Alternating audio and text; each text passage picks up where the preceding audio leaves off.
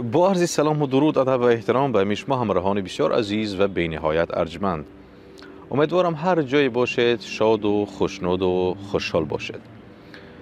امروز میخواهم عزیزان یک داستان بسیار جالب را پیشکش شما عزیزان گردانم.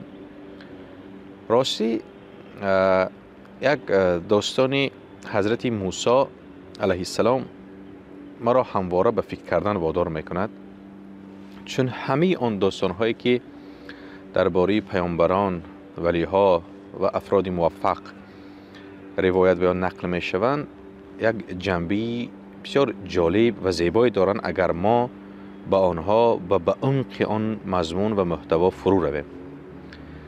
نقل می کنند که یک روز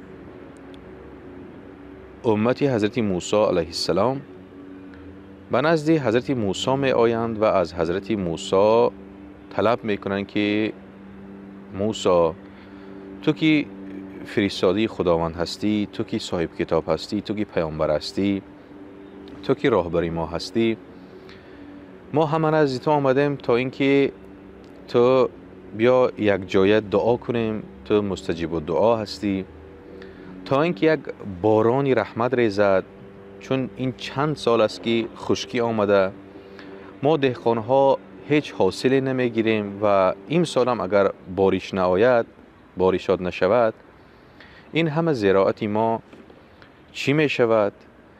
یعنی این سال ما از خوراک میمانیم.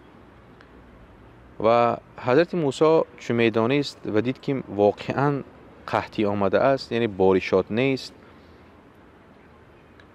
و همه کسا جمع میشند و دست جمعانه دعا میکنند که خدایا یک از باران رحمت بریز تا اینکه آن تخمی های کاشته این دهقان ها سبزیش کند و مردم و امتی من از گشنگی عذاب نکشند.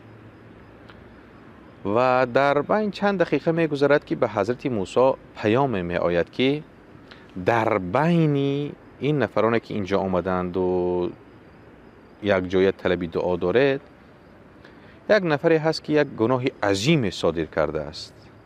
تو به امتت فهمان آن نفر از صف بیرون شود تا اینکه من باران رو ریزانم.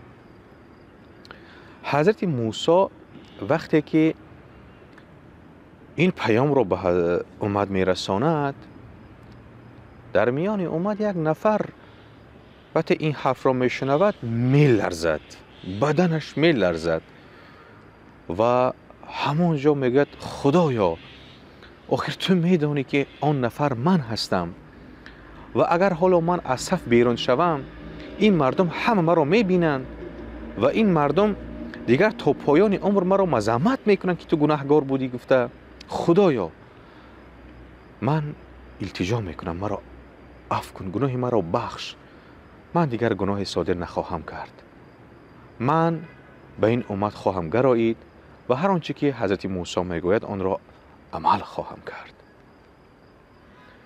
وقتی این نفر واقعا توبه میکند و دعا میکند و زاری میکند خداوند را، یکی باران میریزد، همه خوشحال، همه خوشنود.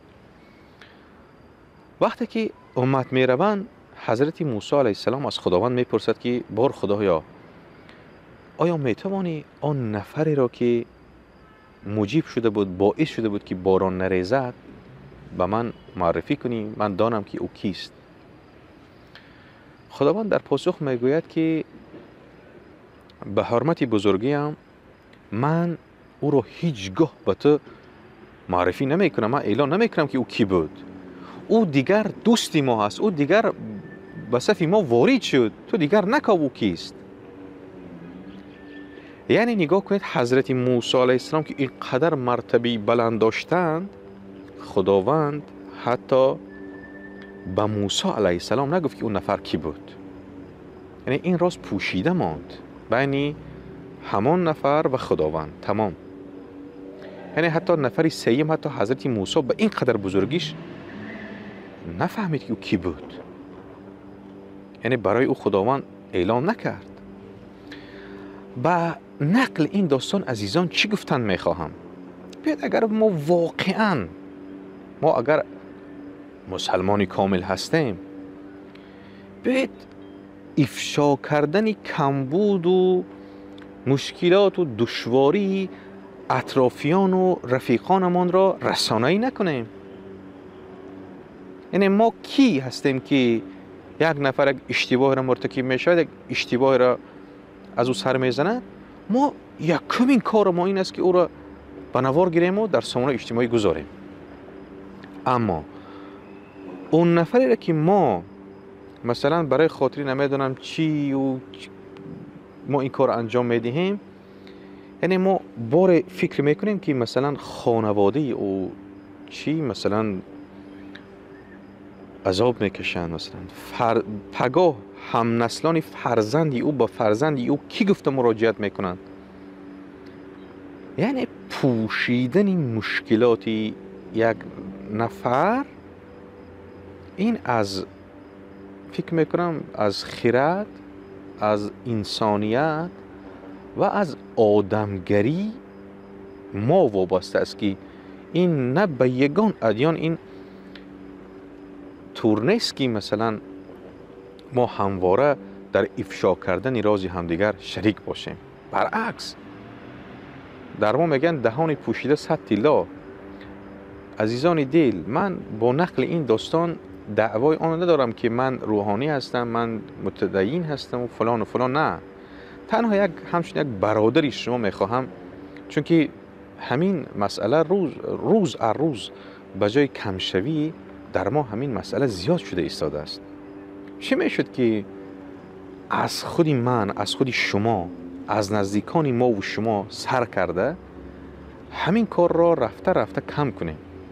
یعنی در کارگاه 10 تا همکار دارید، شرط نیست که عیبی او را، کمبودی او را در بین یک همکارا افشا کنیم.